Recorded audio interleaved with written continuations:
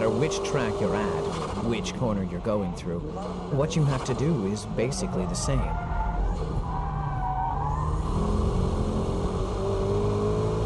It doesn't matter if you're in Ebesu or Maze. It's the same thing. Braking drift is controlled by the braking power, your braking touch. Oh, it's wet here, so I should take it easy. According to the length of each corner, you need to adjust the force of your braking.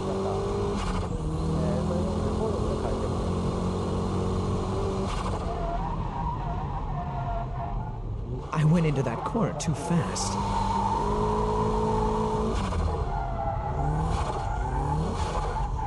It's all wet here.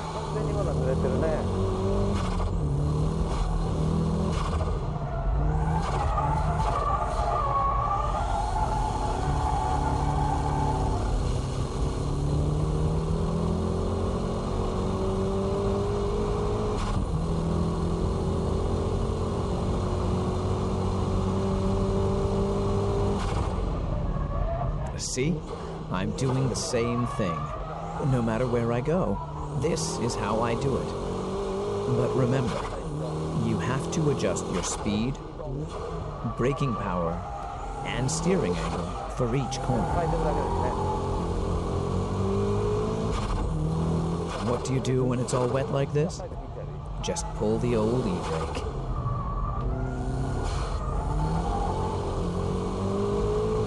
In corners where understeer is strong, just pull the e-brake. It's best not to use it too much, but you can do it when you're still learning. Oops, that was understeering right there. Here again.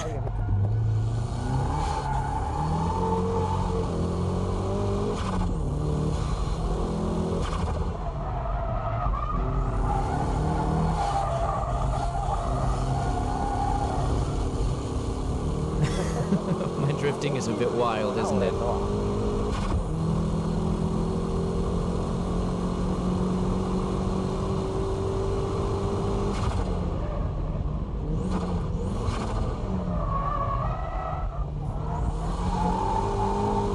That corner entry began as a braking drift, but towards the exit I switched to dynamic drifting.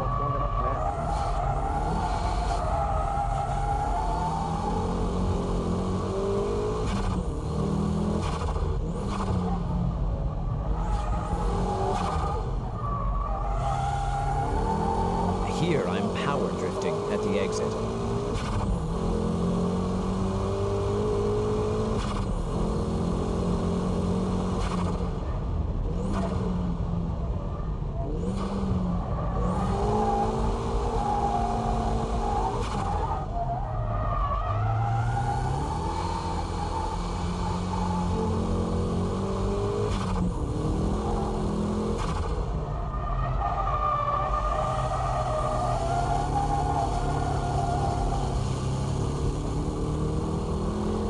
This is how I do it. That's almost like dynamic because I only touch the brakes just a bit. It's a combination of braking and dynamic. Brake and shift down to second. Ride the brakes a little, then transfer the weight to the front. And from here, it's power drifting. I'm going uphill here, so I'll give it a little more braking so that I can get a stronger weight shift and leave a little braking here as well.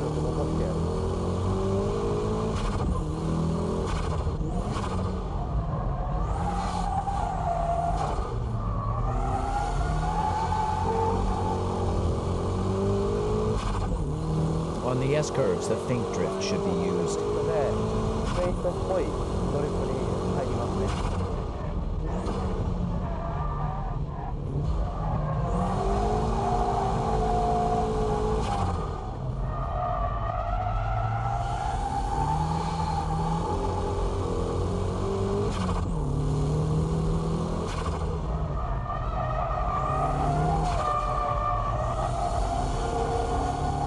It goes like this. Anyway, like I said, what you do is the same no matter where you go. In braking drifts, just remember to leave that foot on the brake until the weight starts to shift, synchronizing it with your downshifting to third and to second gear. The car will automatically turn in, and then the car will either lose front grip or lose traction in the rear. You let the rear lose grip by adjusting the brake pedal.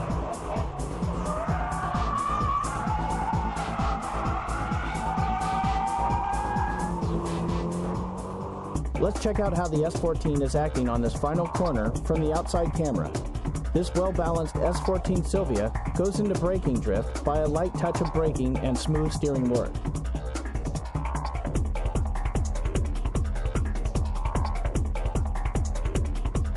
This time, let's check the onboard footage from another lap. Look at the braking. Just like at Ebisu Circuit, Tsuchiya is getting the tail to slide by pumping lightly on the brake.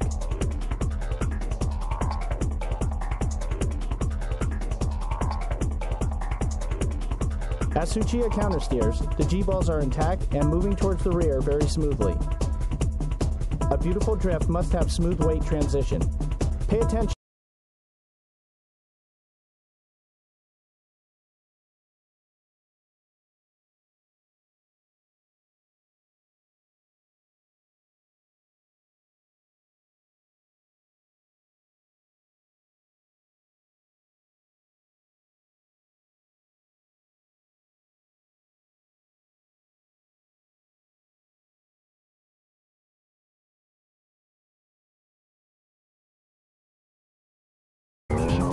We're Maze Circuit in Niigata Prefecture.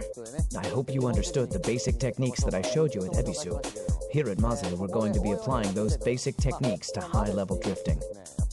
As you can see from the track layout, Maze Circuit is composed of many types of corners, from low to mid-speed corners to high-speed corners, where I can show you the e-brake drifting, power-over drifting, and dynamic drifting.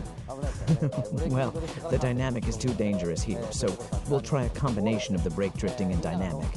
And we'll show you how to do this with various types of cars, actual cars that you might own. I'll show you how to drift with cars that won't turn well, or have strong oversteer, or even cars with very little power. Here is a demo run by Tsuchiya in a nicely tuned S14 Silvia. I have to warm up my tires first. This slightly wet condition can make the car oversteer or understeer in certain corners. So, let's warm up the tires and the brakes first. How will Tsuchiya control his S14 on this surface? The G-ball will indicate the weight transition at each corner.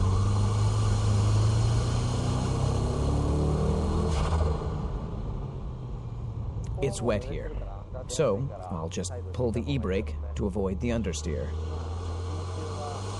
For the first couple of laps, I'll demonstrate the braking drift with this K-Office S14. This S14 is modified with a great suspension system that allows the car to perform high-speed drifting. I should be able to clear all corners with the braking drift.